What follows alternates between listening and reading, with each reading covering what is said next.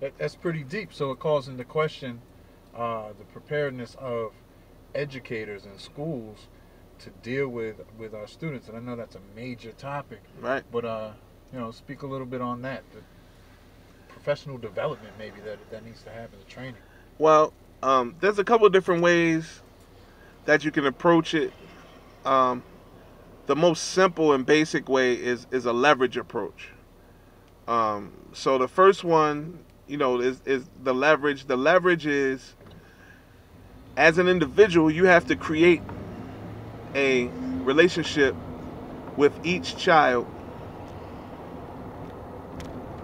where you have earned something that you can use as a leverage, as a lever to boost them to a different place of performance. Right. And then once you experience these initial little wins that get them to a different place of performance, and they start to buy into the idea that you're doing this not for your own benefit, but for their benefit, and you start proving that you really care about them, and then you also start proving simultaneously that they can achieve these goals, and you really show that you've put some thought into it and have a your own little matrix set up.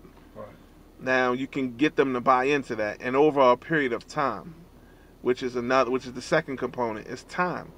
Like, an hour a day, for 100 days or 180 days, it's not enough. It's that's not gonna get you there. Most children in our area are not gonna. I mean, look at it like this: 24 hours in a day, 7 of those days they're being trained inside of school.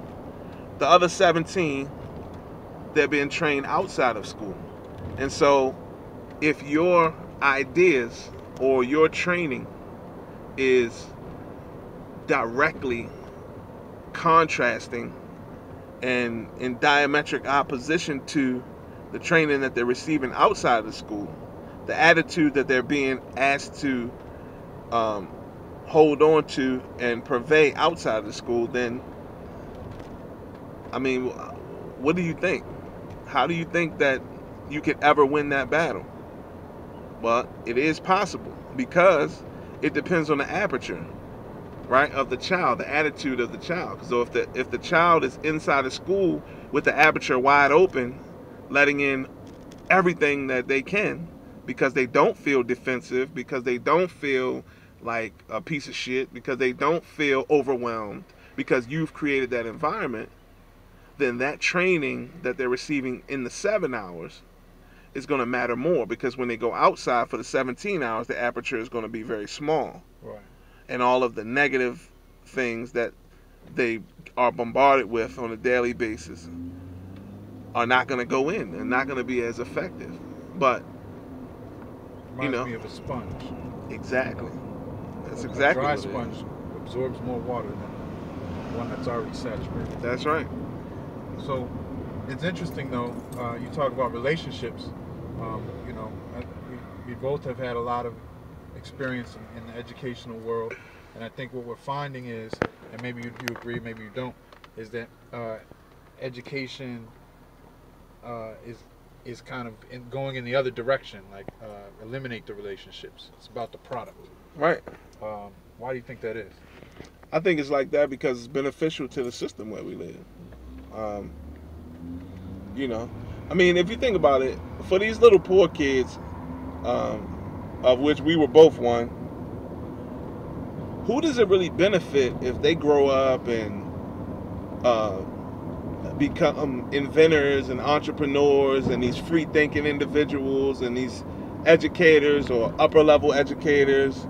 Who does it really benefit? Right. Because if they bring their story is going to say, it's not going to be individualistic. It's not going to be consumeristic. It's going to be very much village-based, very much team-oriented.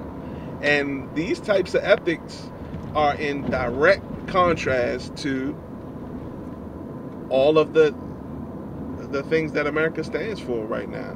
A popular America. Because A Bill Gates can't get rich, or a Steve Jobs can't get rich if the idea of extreme individualism, everybody have their own music, their own headphones, their own personal computer, their own travel computer, right?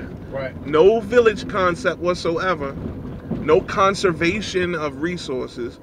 It's just absolute individualism, absolute consumerism.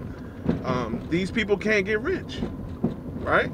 And if these people don't get rich, then America doesn't attract the attention that it attracts worldwide, and doesn't command the respect that it does worldwide, which topples the entire system. So who does it benefit when these kids have been taught by a group of responsible individuals responsible ways to be with their money, and they've been taught all of these things that are anti-American? It doesn't benefit America.